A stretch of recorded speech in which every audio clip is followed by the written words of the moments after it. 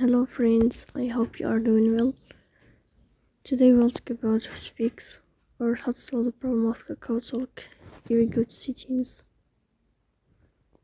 Here we click on apps, default apps, app settings. On above here we search about KakaoTalk. In this page of app info, you will go to first stop and you will click OK. Here you will enter to the window of storage. Then here we click on clear cache. After that we go to Play Store. You will search about the application of KakaoTalk.